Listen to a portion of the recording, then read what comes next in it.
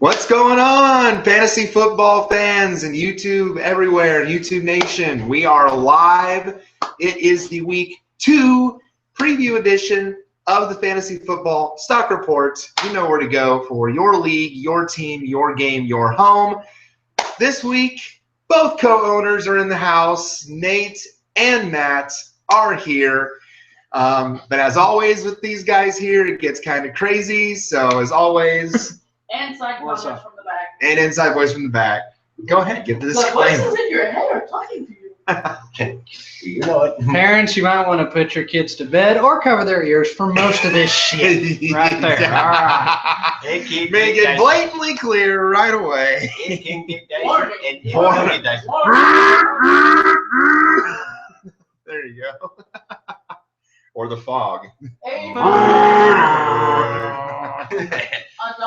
Hey, we sound like That's a right. Patriot trying to find a win. Oh, wow. They did beat the Cardinals last week, though. Damn. They did. They got lucky. Damn it. Had Catanzaro not missed that field goal, they would have won. But Did they 23-21. win with properly inflated balls this time?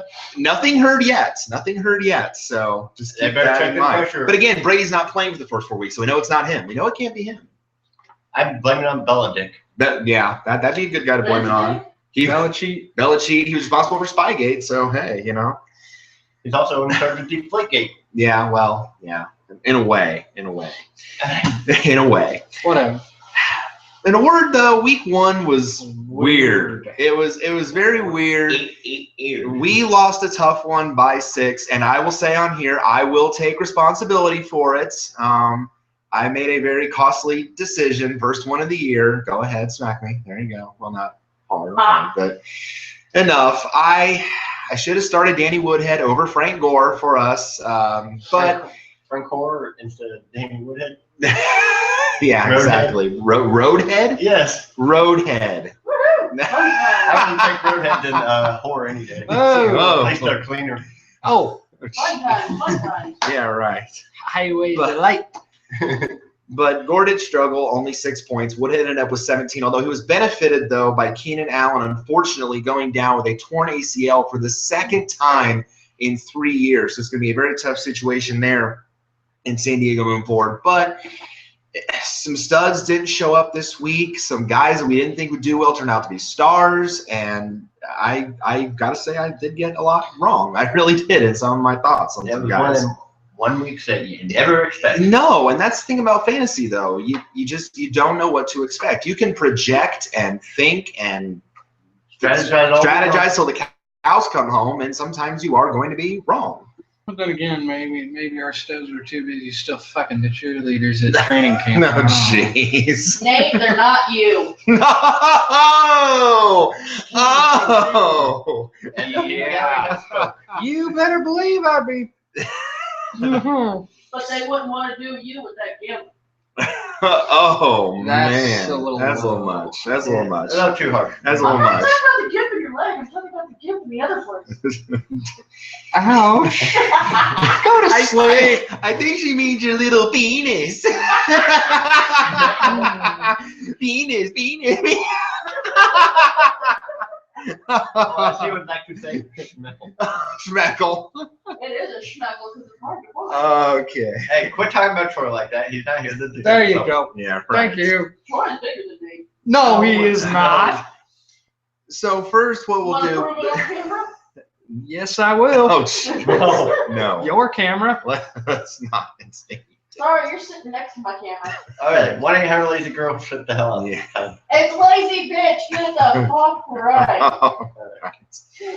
So first, let's take a look back at this wild week 1 before we dive into week 2 real quick. The Thursday night game with the Panthers and Broncos, the rematch, the big thing with the rematch was hailed as that, and it was a wild game. The Panthers got out to an early lead, 17-7, but the Broncos rally with Trevor Siemian under center, came back, won 21-20. The big thing, though, was a Denver running back showed up. They actually showed up. They exist, at least good ones. Okay. C.J. Anderson finally might be the one who ends this slump of Denver running backs just blowing. I mean, just completely stinking. Last good Denver running back I know is Terrell Davis. Exactly. That's who I'm thinking of because, you don't want to be the next Ron Dane or Monty Ball or Ronnie Hillman or whoever. But Anderson ended up with 25 points. Pretty soon they'll have a Denver jersey for running backs. Yeah, exactly. Like and Cleveland and quarterbacks. yeah, and that's, by the way, that's changing again. And Really? Dang. RG3 is on injured reserve, shoulder injury. Out 4 to 8 weeks. Yes. So now in comes Josh McCown. But Anderson going forward could be the one. Cam Newton had a good week, even though the big story on Newton was the headshots. Denver literally going to town on Newton multiple times. Surprised he stayed in the game, especially on the last hit that he took. And 2 Denver players got fined pretty decent amounts for their hits. One got fined like $16,000 and the other like $25,000. So, oh, I know you think that's the drop in the bucket theory, but yeah. Well, look at it. Any player that gets hit like that, Yeah. We were talking earlier that player should get that money instead of the NFL Correct. collects the fine. Correct. Oh, and here's another thing. The fines, okay? Sorry, Roger Goodell or whoever the commissioner is Yes, now. you're right. It's still Goodell. Goodell. It's still Goodell. Yeah. If I was commissioner, they would not like me. Any personal foul headshot, that's 10% of that year's contract. Ooh, that's a good. That's good. I like that. That's 10% of that 10%. that year's money.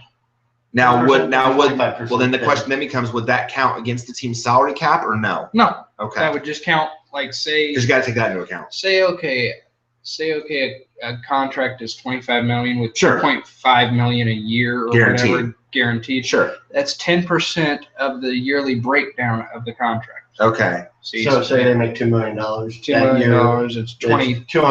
$200,000 Right. fine. Right. Or whatever. Right. But yeah, no, that's good. I like that. I wish the NFL would be that bold And it goes and to the do player. that. But And I agree with Matt. First is 10%. Second is 25%. Third, personal foul. 50% and suspended the rest of the year. yes. Yeah. Yeah. Yeah. 3 strikes and you're out. I like that. But yeah, So- it should go to player instead of NFL collecting. But as long as Cam is healthy, he will continue to be. Dominican Sue An elite be, option. having his head between his legs. No, don't even talk about him. I don't think anybody likes him. No. No. Hall of Famer? Hell no. No. Out to the No. Greg Olsen, tight ends this week was another weird one. But Olsen had a decent day with 7 points. But he'll still be a top option going forward. Jonathan Stewart, 6 points. So, but the matchup was tough. Denver's run defense has always been traditionally strong, and that's why the Colts are going to have a tough out of it this week. That's why another reason not to start Frank Gore is because it's going to be a tough matchup for him. Really, the takeaway, the concern, Demaryius Thomas injured his hip in the game, and that was a concern. But it looks like he is going to be going this week. He is going to play. So that's a good thing moving forward as well. And Kelvin Benjamin actually looked good in his first game back from the torn ACL, 15 fantasy points. So it looks like he is back to full strength. There was a lot of talk during training camp that Devin Funchess would outperform him. I don't think that's going to happen anymore. Funchess had Donut City. So Funchess had bunches of zeros. bunch of big goose egg. Yeah. So I don't think he's going to exceed Kelvin Benjamin. I think Benjamin's going to be fine going forward. Looking back at Packers-Jaguars, I declared this the offensive game of the week, and really it did turn out to be that way. Rodgers and Bortles at quarterback both had decent days, 26 and 16. Julius Thomas, the tight end, was in double figures with 12 for Jacksonville, so that was good. Jordy Nelson, first game back off his knee injury, 9 fantasy points, so really well there. As the year goes on. He will. No, he will. He will still be a strong weapon for Aaron Rodgers. The Jaguars running back, that was kind of an odd situation too, because Chris Ivory was hospitalized with an unknown non-football issue for at least a few days. So he was declared inactive on game day. But then TJ Yeldon comes in and actually does well with 12 fantasy points. Okay, bad for backup. No, so was actually did very well. The other guy's really not big, except Devontae Adams broke out as a number 3 receiver for Green Bay, had a touchdown, 11 fantasy points. He's very inconsistent over the years, but I think maybe as the season goes along, He might get a few more. if he gets that report, consistency has been his big bugaboo, and I'm hoping that he can turn that around. But other guys, Eddie Lacy kind of struggled, 7 points. Not a great week, but he'll be okay. Randall Cobb, 6. And then the wide receiver duo for the Jaguars, Allen Robinson and Allen Hearns, only had 7, but you know they're going to be targeted moving forward. Right. Chargers, Chiefs, of course, again, the big story out of that is no more Keenan Allen, done for the year, torn ACL. I think the receiver that's most going to benefit from that is Tyrell Williams. He had 7 points in his absence. He's kind of built similarly to Allen, so I think he'll benefit from that. Travis Benjamin also, even though he only had 3 points, he'll benefit with more targets. And, of course, Woodhead is going to be a big beneficiary. Being a multi-purpose back. Absolutely, with Allen out. So that's going to be huge as well. He Which gets is why I would have started him over Well, Gore. yes. Keenum was going to get. We didn't know Allen was going to get hurt. A lot of reasons in the end, but hindsight, you know. Hopefully that will be our only Only one blue- loss. Exactly. Yes. Only blue- Exactly. Yes. Yes. Yeah. Rivers had a good day with 15. Macklin for the Chiefs ended up with 12 as their top receiver. Travis Kelce was 7, but the two big ones, the Chiefs, Alex Smith and Spencer Ware, the running back filling in for the injured Jamal Charles, 31 for Smith. That's very unlike him. But Out of a running back. No, quarterback. Quarterback. But he made mincemeat of the Chargers defense. Same with Ware, who had 25. So, Dang. yeah. So, big performances from them this week. And Melvin Gordon actually did not stink this week for once. Actually, he had the same amount of points as Woodhead. He also had 17. So, maybe this is the year he finally turns things around. We'll see going forward. But for now, looking pretty good. Raiders Saints, that was, I knew, going to be a fun game because two traditionally bad defenses. Points galore in this game, except from a couple guys. Drew Brees with 38. Brandon Cooks, his top wide receiver, 27. Derek Carr, the Raiders, 23.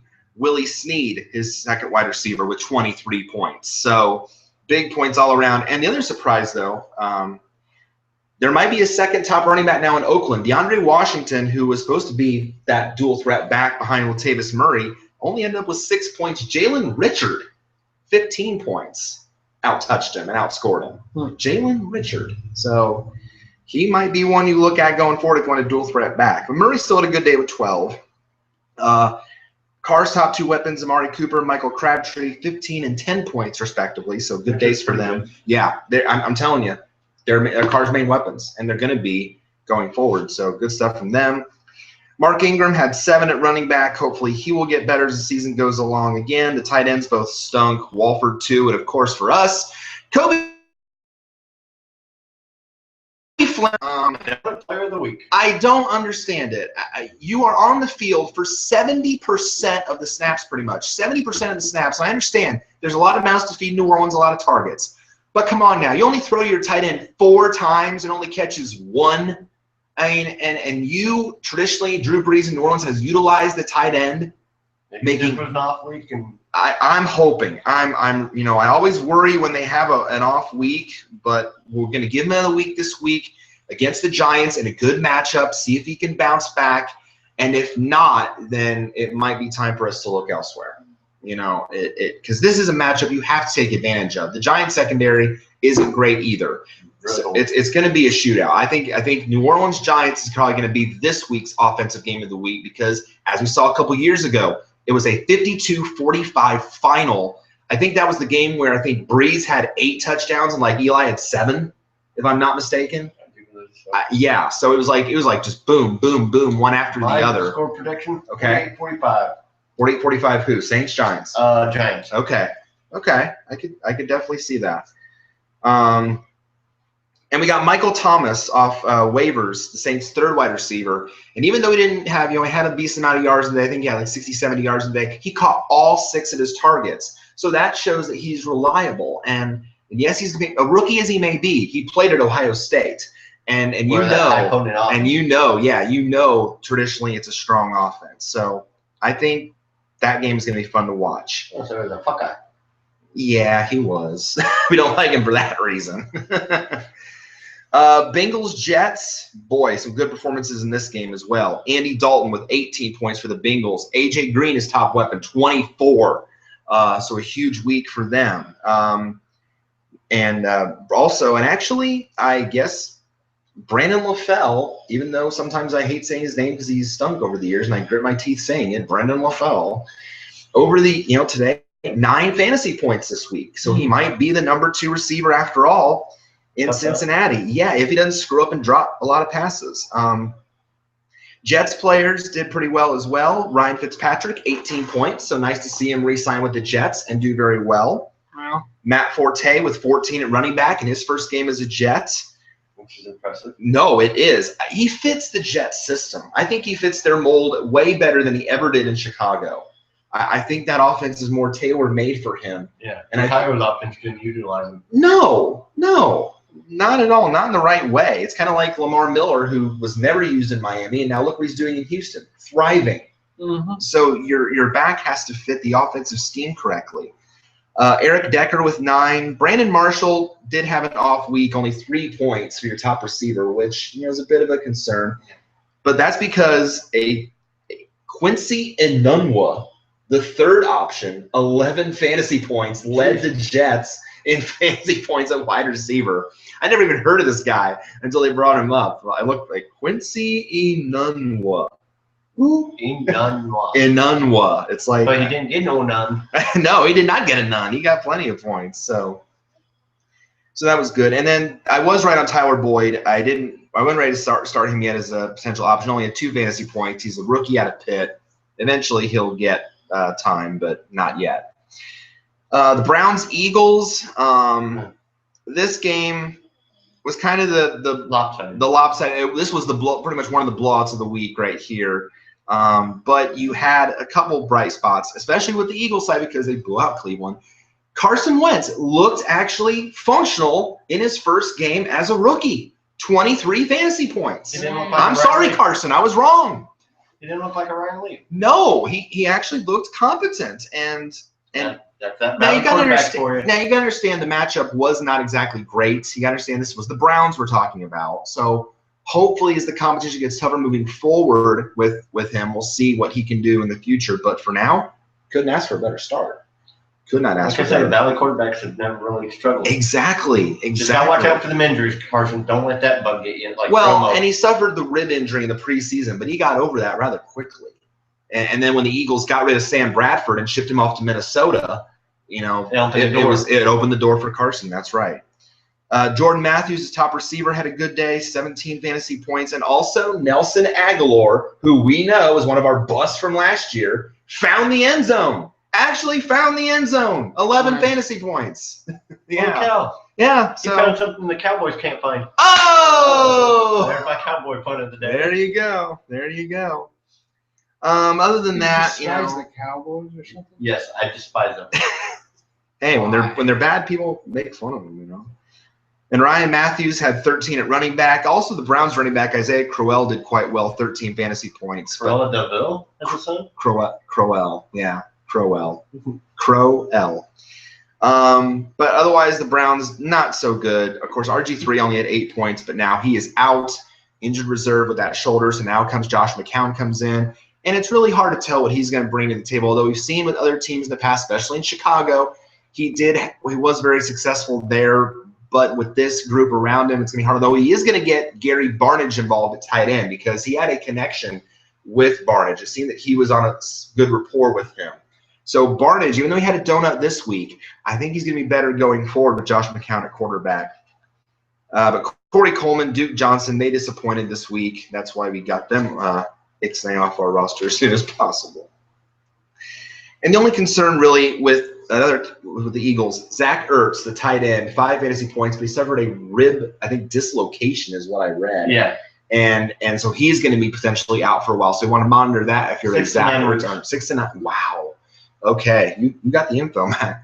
So a lot more research this year. Good. So find another option at tight end on the wire if you can. Out there that's potentially good if anyone are out there, though. Like I said, it's rough week for tight ends. Vikings-Titans. The Titans, even though they lost this game, had a couple bright spots from a fantasy perspective. Marcus Mariota did have 19 fantasy points, so really not bad there. And DeMarco Murray, 17 fantasy points. Clearly, he still hasn't lost anything from his time, and whether it was in Philadelphia or Dallas, he is still a workhorse back. and he's going to be here in Tennessee. So big stuff from him. Tajay Sharp, who was kind of the star of the preseason, the wide receiver, 7 fantasy points. Not a bad day. He's going to get, though, a lot of targets from Mariota, along with Delaney Walker at tight end. He struggled, only 4 fantasy points. But hopefully he'll be okay going forward. Vikings D is kind of tough, too. They are traditionally. The big question, though, with the Vikings is now Sean Hill did start to be a quarterback, 9 fantasy points. So, again, fantasy perspective, not great. But do you start him going forward, or do you give Sam Bradford a shot? I say you give Bradford a shot. I see. I would too. And It's early. It is early, and I thought that actually because I understand he's got to learn the playbook. I get that, but you know that the kind of arm he has from what he's done in Philadelphia. You know what he's capable of, and yes, he gets hurt a lot. He's very injury prone, but you got to at least give him a chance. Kyle Rudolph from Minnesota, decent day, 6 fantasy points. Stephon Diggs, decent day, wide receiver with 10. The surprising thing, though, Adrian Peterson, 3 fantasy points. We didn't take him. No. That shocked, I think, everybody that he was so disappointing, especially against a Tennessee defense that really has not been traditionally very good. So that was certainly a surprise. Hopefully we'll be better going forward. Bears-Texans, lot of good points from this one. A lot of guys in double figures. Brock Osweiler, 20 fantasy points in his first start in Houston. Very impressive. Don't you feel crappy, Denver? Yeah, you should. Yeah, you should. I think you got rid of the wrong guy. You got screwed, blued, and tattooed. Yeah, I mean, Denver. I mean, now you got Trevor Siemian, and you were really at one point considering of starting Mark Sanchez. Dirty Sanchez. AKA butt fumble guy. I mean, really? AKA Dirty Sanchez. Yeah, I mean, He really? likes it up as Dirty Sanchez. Ow. No. So, the courtesy of a return. yeah, right. To the running back. Good thing for the Texans there. Lamar Miller, for us, a good day, 11 fantasy points as well. I think he's going to be a great season in Houston. DeAndre Hopkins with 11 fantasy points. And Will Fuller broke out for the Texans, the rookie, 16 fantasy points. Hopefully he won't have that this week because our opponent has Will Fuller. Hopefully he only has 2. Or Donut. Donut seems better. Donut's better, yeah. Donut season, but so I think I see the golden goose laying golden goose eggs. yeah, hopefully. Alshon Jeffrey did have 10 fantasy points, so decent there. And for the Bears, though, Kevin White, you can't trust Kevin White right now. 3 fantasy points. Jeremy Langford had 11, decent day. Apparently he is the lead back in Chicago, but Eddie Royal had 11, which was a surprise. Yeah, That we're receiver. doing well. Yeah, definitely a big. Actually, outscoring Jeffrey, that's a shock. And Jay Cutler, 13 fantasy points. I told you guys. Where do we begin? I told you guys. Jay Cutler sucks. I told you all. When you have a name like Cutler, you'll cut to that. He's only as far as you're gonna go. I'm telling you, people. He's primed for either an interception or 2 or something, or screw up or injury, something like that. He's just he sucks. He can't get Kevin White involved. It's like, he sucks. He's off page. He's just terrible. Bills Ravens, low scoring game. Baltimore did win at 13-7.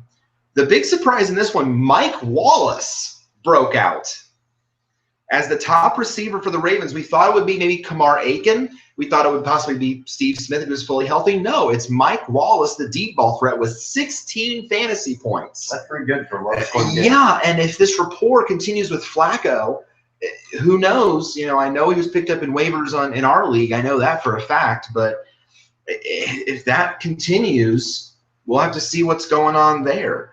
And Flacco did have a decent day, or at least for a QB2 perspective, 14 points. Right. So as long as the knee is not a concern, he'll be fine. LaShawn McCoy had a good day for Buffalo with 12. But outside of that, disappointing performances. Tyrod Taylor, only 5 fantasy points. But again, the Ravens D looks like it. They are back. They're showing they're strong. Aiken only had 1. He can be dropped in a lot of in most leagues, if not all of them. Yeah, Butts Aiken. Justin Forsett only had 5 fantasy points to lead the running backs in Baltimore. Not good. Avoid. Smith only had 1 point. Clearly not the same. Yeah. And Sammy Watkins. And I told y'all last weekend about Sammy Watkins. Everyone was talking high praise about Sammy Watkins. I was concerned about his health. The foot is still an issue. In fact, Buffalo thought that he had re-broken the screw. Thankfully, it turns out that it wasn't, but it's still giving him pain. It's still giving him problems, and his status is unknown for this week. So 4 to 6 weeks before he's yeah, I just Completely healthy. yeah, I don't see him until his health is not a concern. Buccaneers Falcons. This one was points galore. How about 33 points for Jameis Winston? Damn. My goodness. I mean, if he can keep that progression with Tampa Bay, with the talent around him now, he's going to be maybe no longer QB2. It could be borderline QB1. Yeah. I mean, he's just looking really, really strong. And his top option, Mike Evans, with 15 fantasy points, which was a good day. But Vincent Jackson, no. And I'm glad we got rid of him when we did. 1 fantasy point. Clearly doesn't have it anymore. Clearly up there in age. Does not have it. So for the Falcons, Matt Ryan with 28 fantasy points, so a good day for him. Julio Jones with 12 and Mohamed Sanu with 16. Who's he? So he came from Cincinnati. Okay. They acquired him from Cincinnati in the offseason through free agency, and now he's the number 2 receiver there in Atlanta. So a solid at least wide receiver 2 or 3 moving forward, I would say, if he keeps getting that production, as long as he's healthy. There was a bit of a lower leg issue. Monitor that going forward if you're a Sanu owner. Cramps. Yeah. And the running back situation. We got Tevin Coleman off waivers, and he outscored and outtouched Devontae Freeman, who many thought would be the breakout there.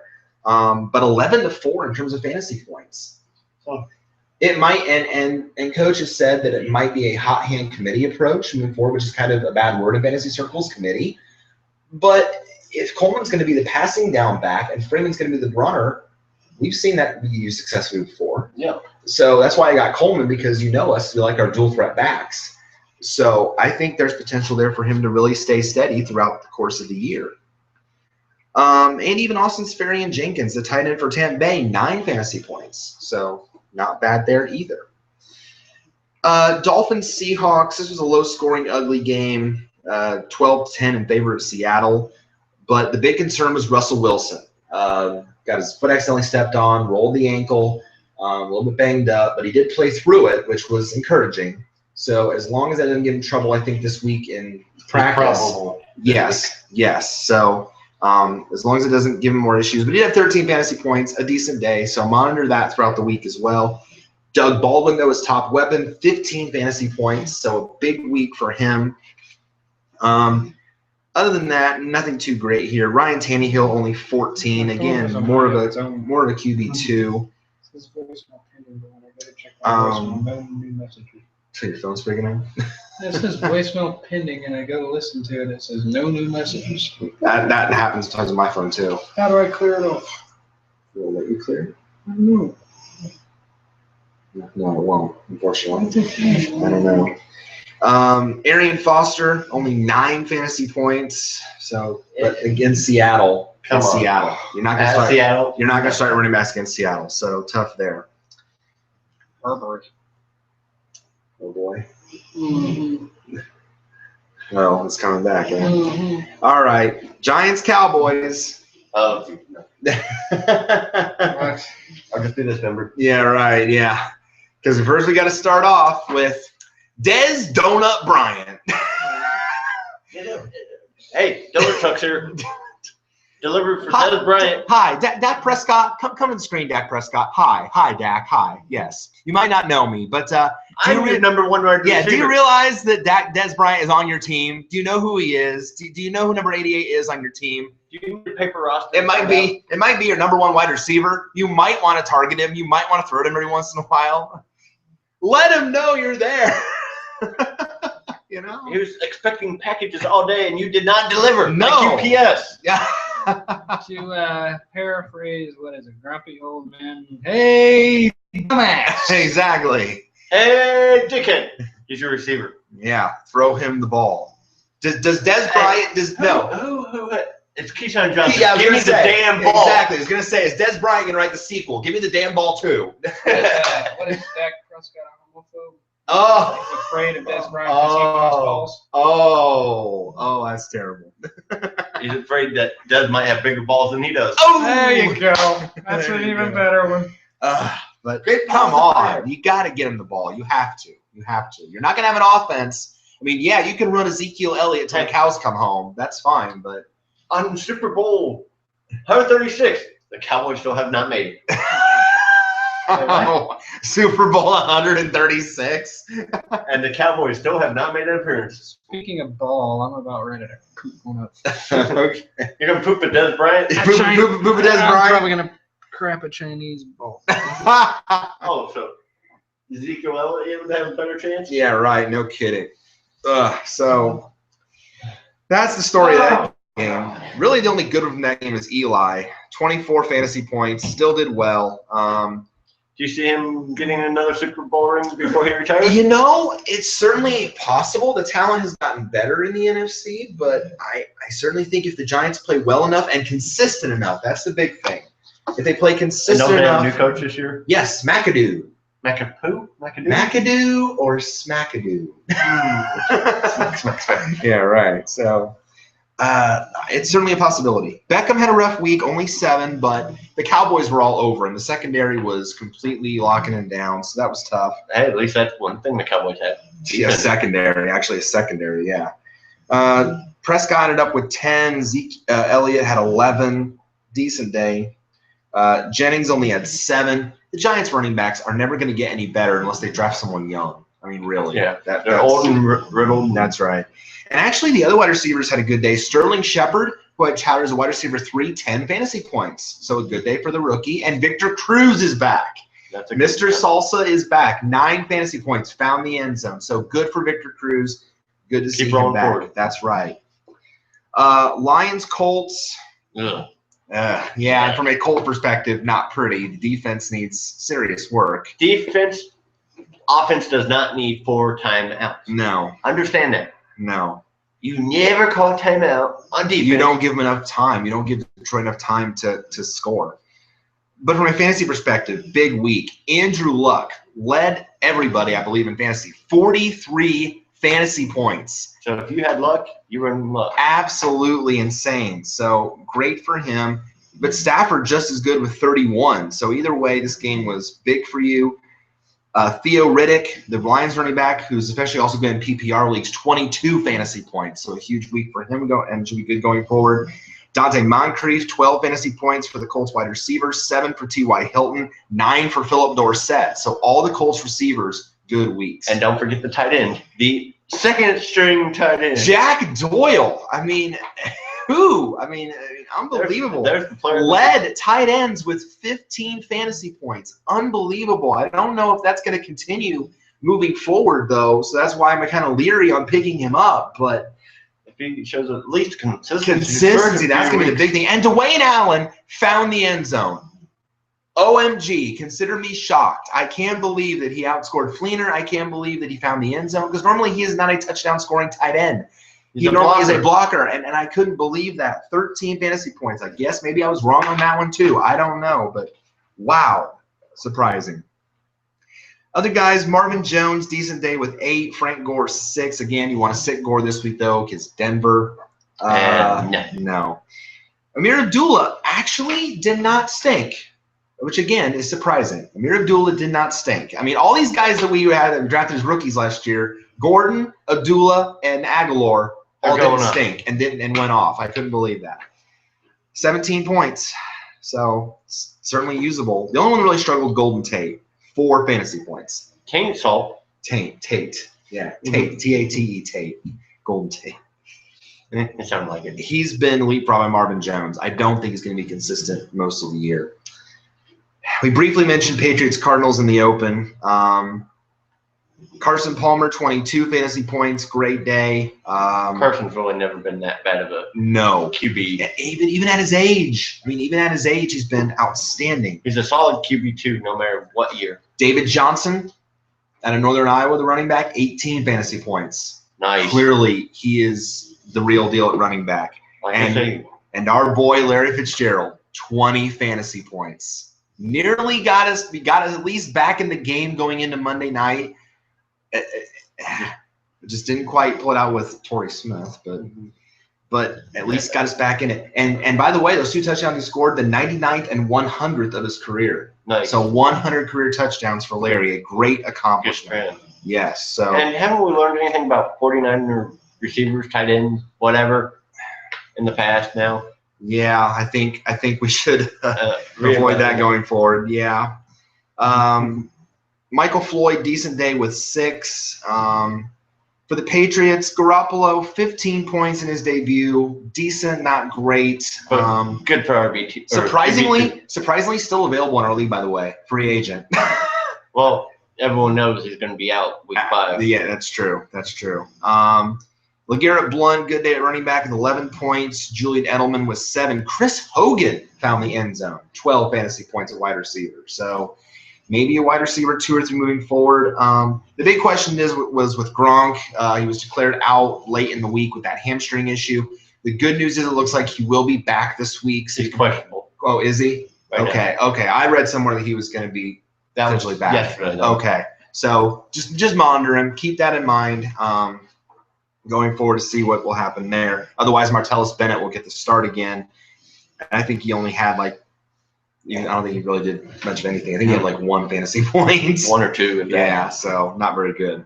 The Monday night games, those were actually the big blowouts of the week, were the Monday night games. The Sunday games were amazing, most of them within 1 point or so. The Sunday, They said 7 of them were within a touchdown. or a point. The Monday night ones were just absolutely awful. Steelers blowing out Washington. Ben Roethlisberger with 28 fantasy points. D'Angelo Williams filling in for the suspended Le'Veon Bell, 28 fantasy points. We have to go up against him this week and C.J. Anderson, which is going to be a challenge. So we have to hope our guys really step it up this week. But we've seen what Williams could do filling in Bell. He does a great job. And at least they have that option. They do. And Antonio Brown, what more can you say? 24 fantasy points for the top weapon in Pittsburgh. The funny thing was, though, he got flagged for twerking. Twerking? Yeah, on a touchdown in the end zone. And then he goes like this. Like he shook his butt 4 times and then got flagged. I could see a cheerleader getting flagged for twerking.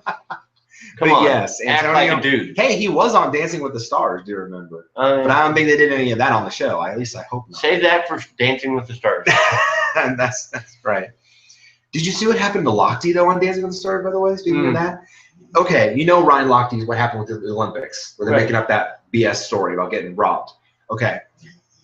He concludes his routine on stage, with his partner, and the judges are giving him their critique of him. And all of a sudden, you hear the judge say, "Hey, back off, excuse me, back off." These 2 guys wearing no Lochte shirts, with a name through it, rushed the stage, and they tried to tackle him. They tried to tackle Ryan Lochte. And thankfully, ABC security apparently is big and buff because they quickly got in there, took these guys off the stage, really got them arrested for criminal trespassing. I just couldn't believe when I saw that. I'm like, you got to be kidding me. Are we really going to let this thing linger? Put it to bed. It happened. Just put it to bed, and just so it's just crazy, Yeah. He's going to get robbed on live TV now. Yeah, something to that effect, But just got to be careful. But no, Williams is good. Eli Rogers broke out as the second wide receiver option. There. Which is surprising. Yeah, 11 fantasy points for him. Other than that, though, the Washington players mostly struggled, although Deshaun Jackson did have 10 fantasy points, but Jordan Reed struggled with 6. Kirk Cousins only had 9. Matt Jones 2, although Chris Thompson outscored him with 9 points, which is definitely also surprising. If you have any Redskins, cut them now. Cut your losses. Terrible. And then Rams 49ers. That was so unfair. A complete blowout. 28-0 San Francisco. Absolutely amazing. Holding Todd Gurley in check to 4 fantasy points. I couldn't believe that. and Case Keenum with 2, Tavon Austin 1, Kenny Britt 6. No, the Rams offense is no touch. I mean, really, the Rams offense is absolutely no touch. Maybe outside of Gurley, because he'll still get a rock a lot moving forward. But any of the Keenum, any of the passing weapons, It's changing cities. No, That's affected them. Yep. Yeah, obviously that's affecting him in LA. That's clearly They're affecting afraid of getting robbed, so they're hiding. Oh gosh. But for the Niners, Carlos Hyde really was the big highlight with 20 fantasy points. Gabbert, decent day with 16. Better than Kaepernick. Yeah. I had to say. Yeah, you had to. Oh, gosh, that whole thing. I don't know. I'm not saying anything bad about oppression, but if you don't like it, Africa's next door. Oh, jeez. Yeah.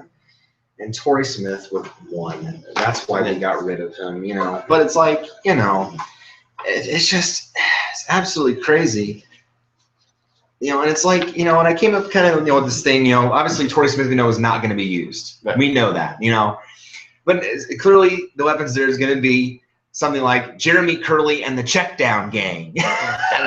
Which sounds like a great name for a group. Hey, check out Jeremy Curley and the Checkdown Gang with our big hits like Gabbert's Our Man, The Blaine Show, We Just Dehorned the Rams, Holy Crap, We Found a Defense, Kelly Green Persuasion, Hide and Seek Wins, Levi's paid us to write this song, Forgot About Gyms, Golden Gate Swinging Wide, Can't Stop the Blaming, and Colin Who?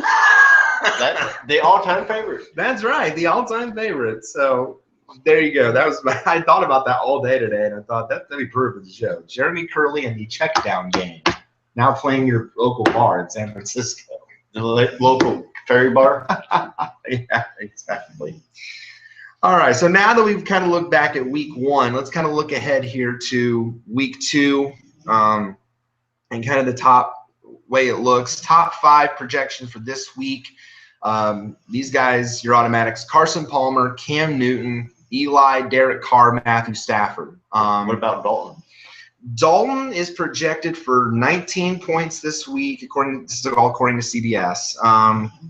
And it looks like he is 14th. Dude.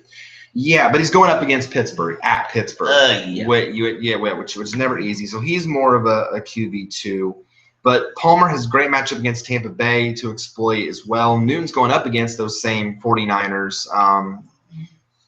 But we'll see if that defense they just found actually pays off against Carolina. Again, Eli, yes, he's a start. Carr. We found our defense week 1. We lost our defense week 2. Yeah, we'll see. Eli's a must start. Carr's, if you have Carr as your starter, yes, you start him against Atlanta because Jameis just went off on him, so that makes sense. Stafford against Tennessee, yes. Given. That's a given. Next 5, Drew Brees, Russell Wilson, Phillip Rivers, Blake Bortles, Aaron Rodgers. Again, Brees again, Giants Saints is going to be a point fest. So Brees is an automatic given. The only concern with Wilson, of course, is the ankle. Monitor that going forward. But otherwise, I think even though, again, and he's going up against LA. So against the 49ers just took advantage of. So great matchup there for Wilson. Rivers against Jacksonville, yes, is a great matchup as well. Same for Bortles, though, against San Diego, because if the Chiefs can carve him up like they did, that was a wild game, too. Kansas City was down for most of that game, and they came back, forced the overtime, and then win it in overtime 33-27. So that was huge. So good matchup for Bortles there. And, of course, Rodgers. You never sit Aaron Rodgers, really. So The only time you set him is if he's injured. Next 5, Jameis Winston, Kirk Cousins, Dalton, Garoppolo, and Flacco. I think Flacco should be a little higher on that list. Yeah. I mean, he's at Cleveland. And as we just saw, Wentz picked apart Cleveland like a Christmas tree. And he's a rookie. I'd say I would put Flacco probably ahead of Garoppolo. 6 through 10. I'd put him ahead of Dalton. I'd put him ahead of Cousins even. Maybe not – well, Jameis is at Arizona. That worries me too with that secondary. I might even put Flacco ahead of all 4 of them. Maybe not ahead of Rodgers. Put him like 11th out of that group, below Rodgers, but at least put him higher than that. But, I think the one that worries me out of those 5 the most is probably Dalton going to Pittsburgh. Cousins that high. Cousins projected for 19. I don't know about that against Dallas. I'm worried about that one. After that, it's Mariota, Ryan, Roethlisberger, Wentz, and Prescott. That's okay. This is stunning. This is stunning right here. CBS, I don't know what you're smoking. Carson Wentz and Dak Prescott are projected for the same amount of points. What the hell? How can that be when one of them can't find his star receiver? They're both projected for 16 points. I don't know how. I went for at least 20. Yeah, and at Chicago. No. I don't know how Dak would be moved way down the list. Goose egg. They have Brock Osweiler below Prescott. And No. I mean, yes, you're playing Kansas City, but you're playing them one at home where they play better in Houston. And two, Kansas City just got destroyed by San Diego. And three, Prescott can't find Des Donut Bryant. It's like, my gosh. Tannehill, he's one spot ahead of Tannehill. I can sort of understand that because Tannehill's going to New England and never it's good in New England. No. You might get. But I'd at least move Wentz up a little bit. Do you move Wentz ahead of Roethlisberger? Boy, that's tricky. Yeah, that's tough. I'd say a dead even tie right there. Yeah, it's so tough. It's really tough on that. It's tough, but it's close. It's very borderline. Matt Ryan, no, because he's playing Oakland, and Oakland's secondary not Just the best sucks. either. So I wouldn't move him ahead of him either. And Mariota playing at Detroit, well, the Colts just threw all over Detroit, so I wouldn't put him ahead of him either. So at least he's kind of in that range, I would say, but not too far ahead. But Prescott, no. I'd move Tannehill ahead of him. I'd certainly move Osweiler ahead of him. Put Osweiler a little higher on the list. Now, Ryan Fitzpatrick of the Jets going to Buffalo, I'm not thrilled with that matchup either. I think that's a risky play, more of a QB2, desperate, because Buffalo did slow Baltimore down. You got to admit that, with only 13 points. So I'm worried about that matchup there. Then you've got Tyrod Taylor. Then you have D'Angelo Williams, Cutler, Beckham, and Smith. Taylor going up against the Jets, I don't like either, especially after the bad week that he just had. I think he's more of a bench player this week. Yeah, for sure. D'Angelo's going to have unfortunately, I think he's going to have another big day. But Cincinnati's defense will give him a tougher matchup. He still might have a decent day. Hopefully, we won't have too big because we're going up against him. But hopefully, donuts up. Yeah, or something. But at least Cincinnati will hopefully keep in check. I can't even. Do you really? If you're say you're in a 2-quarterback league, do you even consider Cutler against Philadelphia? No, I don't either. I honestly I can't. I just can't see it. Even though Philly did great against the Browns, and that's of course the Browns, but we're talking Browns. But it's still we're still talking Browns. Beckham, I think, should bounce back this week. It's an exploitable matchup against the Saints. It's going to be, I think, again a point fest. I'm okay with him. Alex Smith, can he carry that momentum over from the first game? Going up, though, against Houston. And that's at Houston. And it's at Houston. I say second string. Yeah, QB2, if you're in a 2-quarterback league, maybe you take a chance, but it's still a risk considering Houston defense, and J.J. Watt is back healthy again. Bench. Sorry. Yeah. With Watt healthy. I haven't mentioned J.J. Watt, and that you read your bench. Next 5 then, Antonio Brown, you're starting him regardless. Simeon against the Colts? No. Maybe it's because, again, the Colts defense has the issues. QB2, he's not at least yet. No, but, he looked okay against Carolina, not great, but certainly was able to move the offense well. Got the job done. So maybe, again, in a 2-quarterback league, David Johnson is a must-start regardless against Tampa Bay. Luck against Denver, even though the matchup is tough, I don't know if you can afford to sit him after his 43-point performance. I would say start him. Okay. Yeah, and again, I average projecting 25 out of 50. Okay, it's at Denver, which is tough, but that's why I say he'll at least get 20. And Zeke Elliott going up against Washington, I think you have to start him. Yeah. I was a little leery about Elliott going into the season because I thought the rookie wall would come around. Hasn't hit yet. Hasn't hit yet, so we'll see what happens. Then 3 quarterbacks here that are projected that are free agents in our league. But do we take a look at these guys? Josh McCown, Sam Bradford, Blaine Gabbert. McCown's going up against Baltimore, Bradford against Green Bay, Gabbert against Carolina. Of those 3, if you were to take a chance, maybe a second option, which one of those do you think is best? Not Gabbert. No, certainly not Gabbert. Bradford either. So McCown by default. Yep. Yeah, I'm going to have to agree. Even though Baltimore's defense has been strong, McCown might get a lot of garbage time looks. Okay, now it's Matt's turn to go to the bathroom. Yep. How's the bathroom? You ever take a crap so big you're dizzy afterwards? Oh my gosh, man. Oh, To fill people in, we went to this Chinese buffet before the show. Yeah. Good food, just The my feeling after. God. The feeling after, not pretty. Ugh. So yeah, I was just breaking down quarterbacks or at least the offensive list for the week. Next 5 after those quarterbacks, AJ Green must start regardless. He's top receiving option in Cincinnati.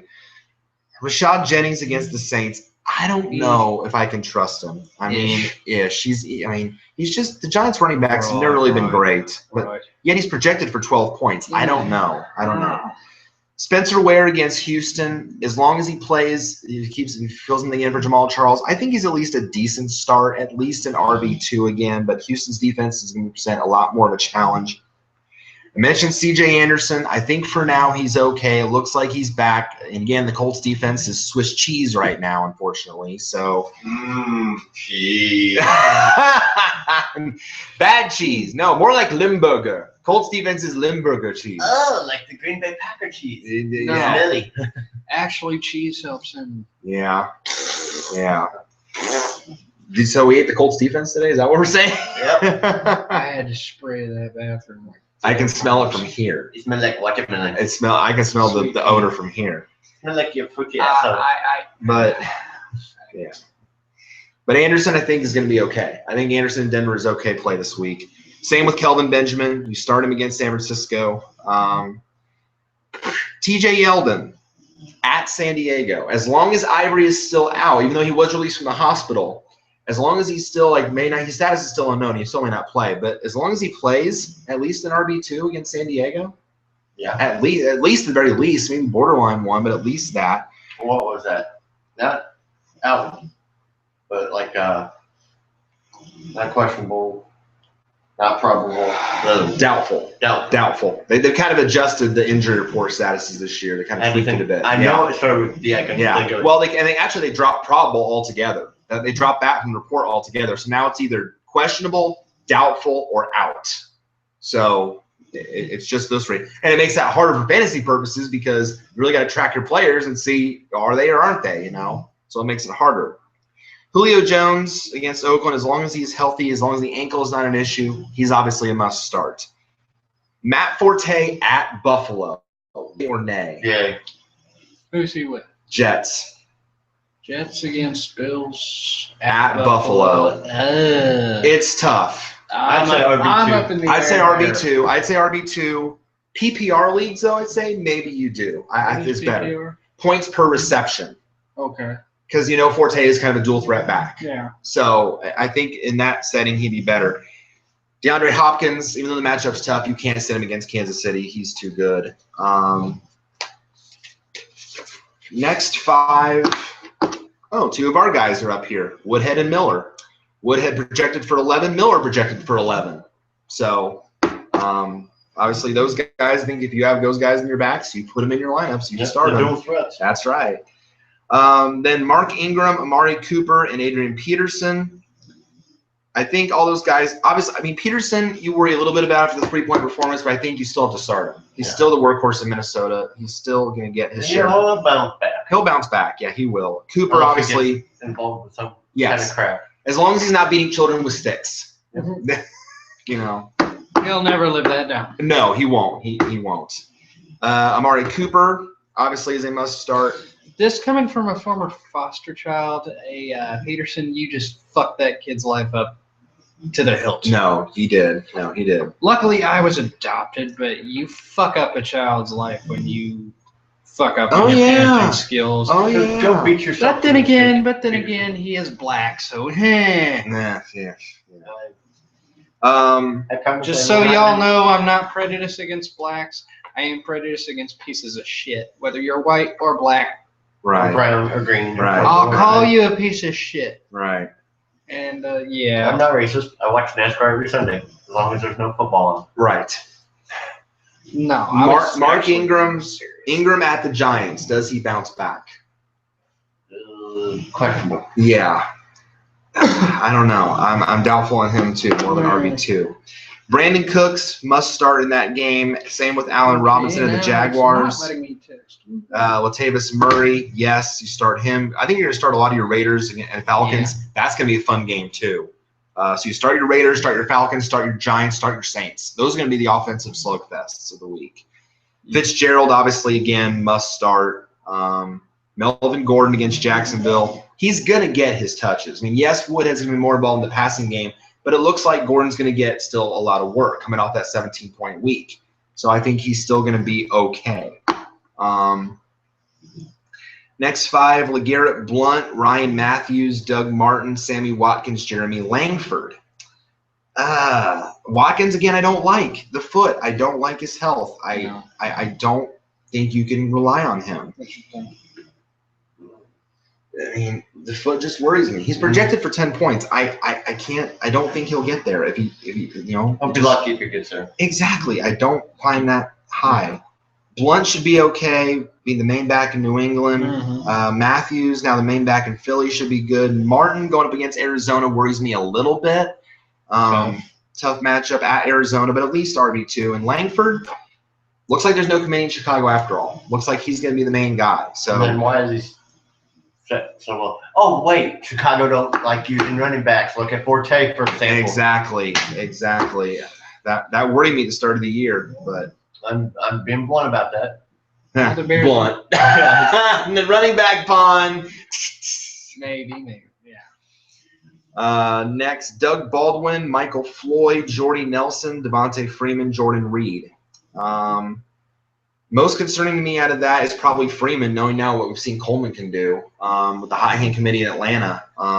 That's concerning to me a little bit. So I'd say Freeman is more of a RB2 flex play. Jordy, I think you got to still start Jordy. It looks like Jordy's back at full strength, so I think you still start Jordy Nelson. Michael Floyd, he's a complimentary receiver in Arizona. It's clear now that Fitzgerald's going to get most of the targets. But Floyd's just a cleanup man. Wide receiver 2-3 at best, Just a cleanup man. That's right. Baldwin, yes, you start for sure because he's the top option there in Seattle. Reed is the highest projecting tight end this week. I think you can use him fine. Same with Greg Olsen, reliable tight ends. I think a lot of the tight ends in Charlotte this week will bounce back. I think going forward they'll be okay. Thomas, like I say, they need to change them from tight ends to spread ends. Exactly. They need to get these guys involved. Thomas Rawls. Was it? Yeah. A little bit. Loosen it up. That's right. Quarterback. Loosen it up. We did give the warning. But, like I said, it could be dicey. A little dicey. Little dicey. We did give a warning, but still easy. Yeah. There's a line, man. Here's a line. Here's him. Yeah, I'm just right above it. Yeah, right now. Seattle running backs. I guess the Bears are better at spreading their wide legs than the offense. Oh, man. He went up and up above that line. I just said, "Bam! Is Cutler in the hotel room again?" No, he's on his way out. His pool boy's taking care of his wife. He's taking care of Tom Brady's wife. Oh! With properly inflated balls. Oh my God! If I was married to Gisele Bundchen, I would too. But no wonder Tom Brady always had inflated balls. There you go. Wow. His wife's the culprit. Oh my gosh. Yep. Yeah. I mean, like right now, I'm going to say this: is there a line left? Okay. Exactly. I think. I don't think there's a line even left there. No. We went to blurring it to Yeah, totally crossing it. We're running somewhere off the frickin' off the screen screen. here, Yeah, exactly. Uh-huh. Oh boy, I wonder how many kids do watch this. Gosh, I don't know. And they better have their parents' permission. Yeah, That's all right. I gotta say. Yeah, you might want to flag this. Yeah. Get done recording, or can you flag? I don't know if I can. I can at least maybe put a disclaimer on it. Oh dear God. So Seattle running backs against the Rams this week in LA. Run them loose like. Yeah, I think he got to, especially after what San Francisco did. So Rawls is a sneaky play. Same with Gurley though against Seattle. No, I don't think he can. It's Seattle tough. defense. It's tough to sit him, but gosh, after the bad week he had against San Francisco, tough to trust. Who's the one that retired? Skittles. Oh, Lynch. Lynch. Yeah, Lynch. Now, so Rawls and Christine Michael are now starting in Seattle. Are they any good compared to? They're not quite like him. Maybe. It could be. Rawls is very shifty. Michael's more of a third down dual threat. I didn't know Lynch was that old. He isn't. He isn't, but he just I love decided what it he's was doing time with to walk away. some of his money. Donating to what's he doing? He's donating money down to Haiti and boom house. Is he? Well, Habitat. good for him. That's awesome. And maybe, I don't know, maybe he wanted to pursue other things. That's true. Isn't he a true. baker too? A what? Baker. Baker? Who does the cookies? Oh, who does the cookies? Cookie Monster. No, there's a football player that There's does. a football player that does. And I remember it, and I He- can't he think was about on it. a football. Yeah, I can't think about who you're talking Finally, fuck, that took a while. about. I sent a text message like 15 minutes no. ago, and it finally went. While you're in the bathroom? No, Oh, okay. right when I come out. Came out. Okay. After Gurley, Mike Evans, LaShawn McCoy, Eddie Lacy, Golden Tate, Arian Foster. Evans going up against that Arizona secondary, I'm a little worried about because I think Patrick Peterson's going to be on him tight, but I don't think you can sit him. Maybe more wide receiver 2 than his elite 1 status. McCoy against the Jets, I'm leery on that too. Jets defense had a big week last week against Cincinnati. So, again, more of an RB2. Eddie Lacy against Minnesota, I think you start regardless. Golden Tate projected for 9 points after his bad week. I question that. I don't know. Taint. Golden Taint. I don't. Better than Golden Shower. Oh, wow. At least you can wash taints all off. Oh.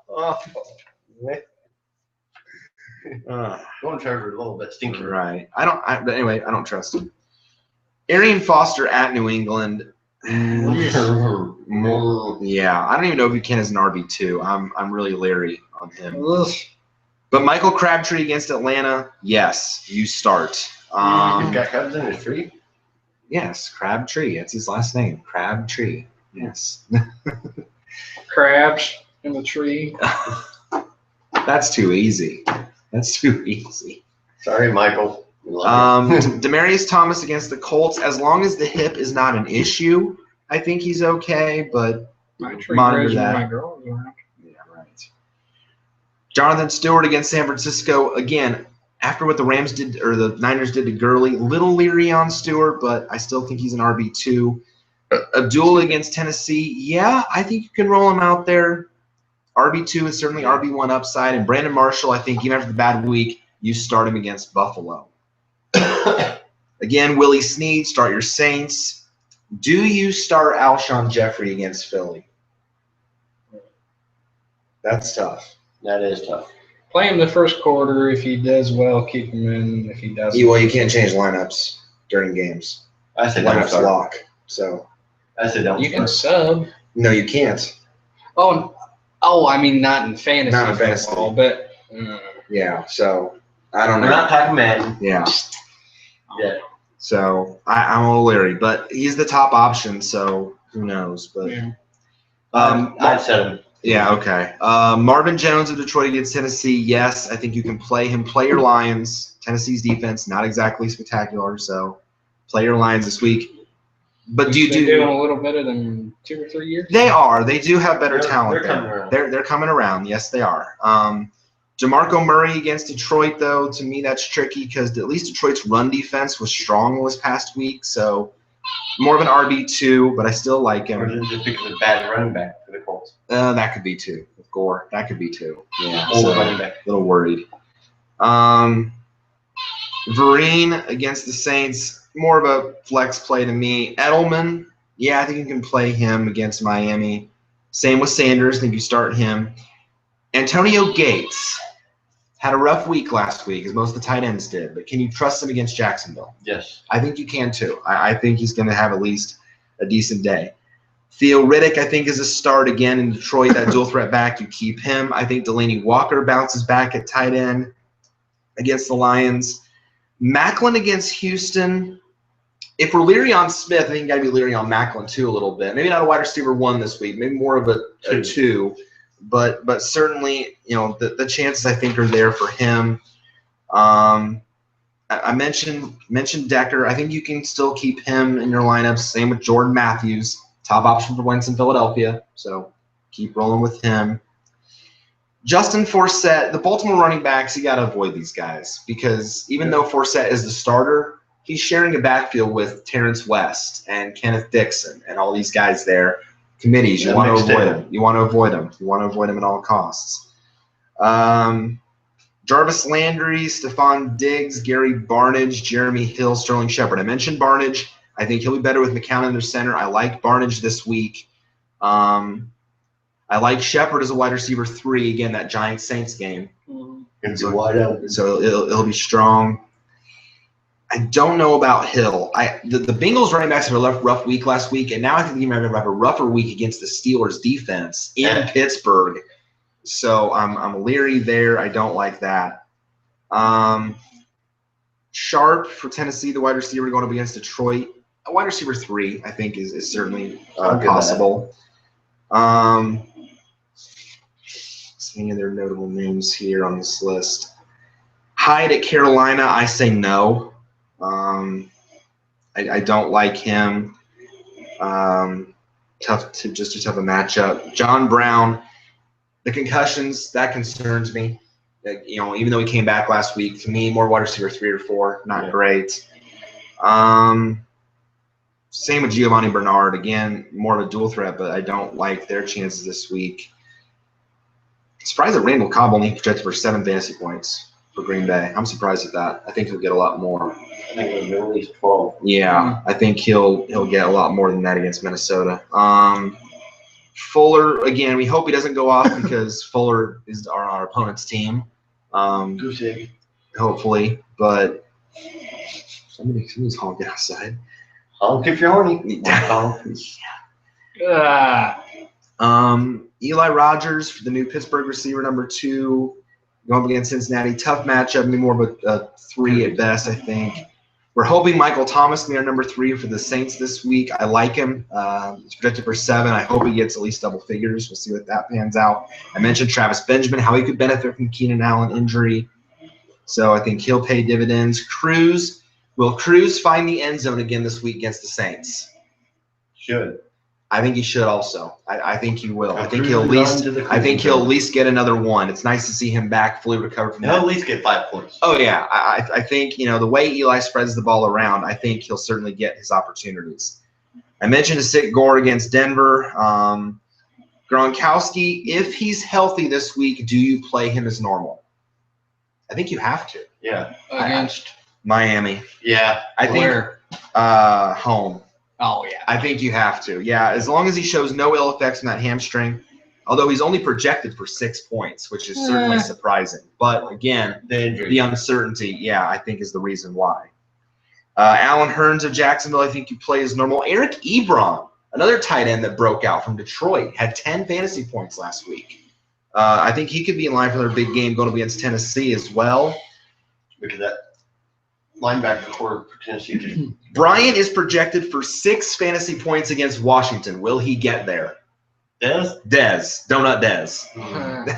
I say he gets 1. 1. Okay, he'll improve to 1. He'll improve to 1. Because guess what? He's still not known in Dallas. Dak, you got to throw him the ball. You got to feed him Throw him the damn ball. Part 2. No, if I was, who's the coach? Garrett. Oh, if I was Garrett, I would pull a Remember the Titans on him. Yeah. You know how the coach made each player meet everybody, Yes.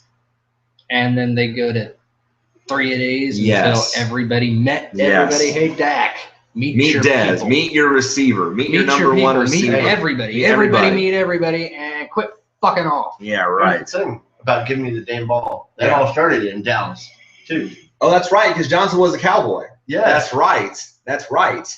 He wasn't always a Jet. We know him from the Jets. Remember, most for the Jets, but he's Jets, not always Cowboys, a Jet. Buccaneers. That's right. Here. Keyshawn Johnson. Number 19. Yeah, that's right. Marshall grad. Yes. Yeah.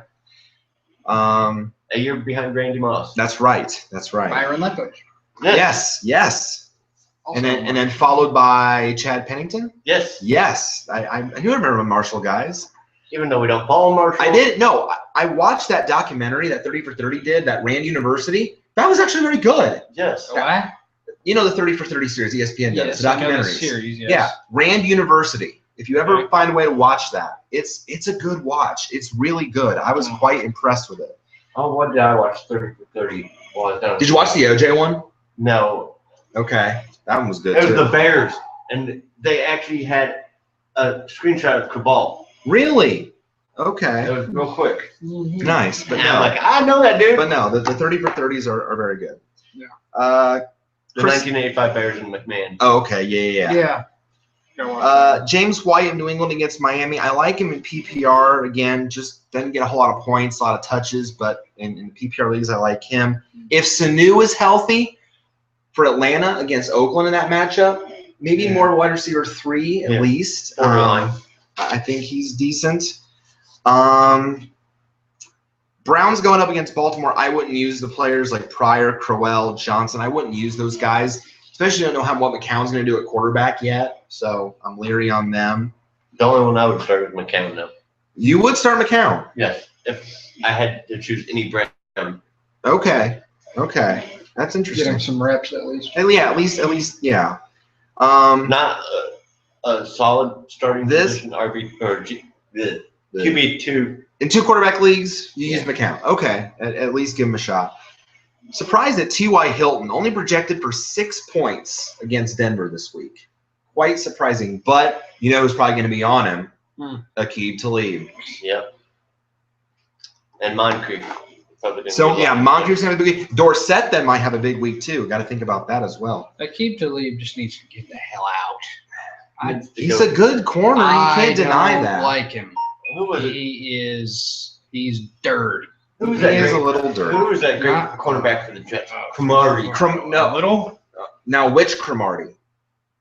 Are you talking Antonio? Yes. He's now a Colt. Do you know that? What? Yeah, the Colts got Cromartie. That's crazy. Yeah. So, yeah, he's now a Colt. At least we got some kind of like in that D. It's something, yeah. Other notables, Hogan of New England against Miami. If he stays consistent, more of a wide receiver, maybe a 3 play. Same with Wallace. If he, as long as he maintains that consistency with Flacco, more of a wide receiver 3. Fleener's projected to score 6 points this week. I'm hoping he gets more than that. Hopefully, Brees starts finding. Please find Kobe Fleener. No more donuts. I'm really worried about We that. do not like donut players. No. Moncrief is projected for 6 also, so him and Hilton are projected for the same amount of points. So, little leery on the Colts receivers with the matchup. Other notables on here, again, Coleman projected for 5, but you got to see how they're going to use him with Freeman. So that's kind of the worry with him, more of an RB3 or a flex. Julius Thomas only projected for 5 against San Diego. That's surprising. I thought Thomas was projected for a lot more, and I like him as actually a tight end 1 this week. I really do. Vincent Jackson, no. Dorsett, not quite ready to start him yet. No. Again, more wide receiver 4, not quite there yet. Corey Coleman, no. I wouldn't even use him either. Again, Torrey Smith, no. freaking can't come through in the freaking clutch. Travis Kelce's probably only projected for 5 points against Houston, but again, tough matchup. I can sort of understand that. It's maybe more of a tight end 2, maybe borderline 1 because of his use, but not really much there. LaFell's projected for 5, but again, at Pittsburgh, so I can understand why. Okay. See on this list also, Walford, the tight end of Oakland, for 5. Not big, at least not yet. Not big on him yet. Aguilar's only projected for 5 against Chicago. Surprising. If he gets a rapport, if he does something along the lines, develop a rapport there. Other than that, no real big names now in the rest of this list. Jesse James, the Pittsburgh tight end, who our opponent now has, projected for 4, so nothing great there. Don't be robbing any banks in the Wild West. I like that, the name. I like that. Williams of San Diego. Yeah, Williams of San Diego only projected for 4, but I think as time goes on, he'll get more targets. He might be the number 1 now that Allen's out. So either him or Benjamin. So other than that, nothing too big on this list. Again, Kevin White, you can't trust, only projected for 4. Sproles, no. Washington, not yet. Funchess, I wouldn't touch. I think the rest of these guys you really can't afford to touch at this point. So, all right. Can't touch it. Can't touch it. No. Matt, if you want to grab real quick, there's a magazine underneath that sheet. You want to grab that real quick? No, the top one. There's a book there. That way I can look at the schedule real quick and see. Thank you. And just kind of look at kind of a quick recap of the matchups to highlight. Where are we? For this, for the where are you NFL schedule? Here's something there. Ooh, la la la. I think after the show I'm gonna have to bathroom myself. Ooh, I felt that. Yeah, I did too. We have a quack alert. Yes. Quack alert. Oh my gosh. Mm-hmm. Yeah. I think it'll be, like I said, my turn. It's time to make some popcorn. Yeah. I like that. What's in front? Maybe not. What's in the back? There's a table of contents in this magazine, right? No, I thought there was. That would be in the front. Well, I thought it would be before the quarterbacks were listed. Here we go. Okay. 2016 weekly schedule, page 14. There we go. The front. Okay, so just kind of looking back with all the matchups. Thursday night game tomorrow night is Jets at Buffalo. We don't expect a whole lot in that game. It's probably going to be, again, a defensive, low-scoring game. But, again, your guys, Forte, kind of leery. McCoy, again, I think both RB2s. But I think you start your guys like Marshall, Decker. Again, Tyrod Taylor, not really thrilled about either. Other than that, and Watkins, I'm leery on. I'm leery on with that foot issue. Start your Panthers against San Francisco. Start your Ravens against Cleveland, especially the Ravens defense. Start your Lions against Tennessee. Kansas City, Houston, that could be either a low-scoring or an open game. That could be either or. That's a crapshoot. Yeah, so you're going to have a couple good options there. Start your Patriots against Miami. Offensive game of the week is New Orleans Giants, as I mentioned. That game's going to be buku. Start all if you can, really. If don't have their DSTs. Yeah, not your DSTs, though. No, not your DSTs for that game. I'd say same with Oakland, Atlanta. Start your weapons in that game. Cincinnati, Pittsburgh, at least start your big skill guys, but not like the reserve guys because the defense is going to be strong. So on both sides. Yeah. Dallas, Washington, that one could be low scoring and ugly. I don't like a whole lot there. I will watch them on that one. I would too. Because I hate Dallas. Tampa Bay, Arizona, I think that could be a fun one too, especially the week after the week that Tampa had. So I think that one could be very inviting as well. Start your Seahawks against LA. Of course, have no touch with the LA offense, except for Gurley if you're risky, but I wouldn't start him recommended. Colts, Denver, again, that will be either buku or low scoring. So tough either way. Mentioned that Jacksonville, San Diego. That could actually also be fun because even though both can put up points, Jacksonville also going to put up points in garbage times, which does count. So I'd say start your guys in that one. Green Bay, Minnesota is the Sunday night game. Definitely start your Packers. Minnesota really the one you can rely on is pretty much Peterson. That's if he gets his head out. If he gets his head out of his butt. And then the Monday night game, Philly at Chicago. Definitely start your Eagles. I'd say start your Eagles. All right. That is it. That is the breakdown for week 2 and a look back at a wild and wacky week 1. As always, this has been fun. Stuff all across the board. Wild up, down, here, there, everywhere. Thank you guys as always for viewing, for tuning in. Again, if you have any lineup thoughts, comments, concerns, feel free to hit up the comment box below. Or, of course, you can post on the discussion page on my channel as well. Share your thoughts, share your questions, your lineup dilemmas you are facing this week. Nate and Matt, as always, thank you guys for being on, as always. And we will see you again next week when we look back at week 2 and preview week 3 for the Fantasy Football Stock Report for your team, your league, your game, your home. I'm Chris Peterson. Thank you, and good night and good luck.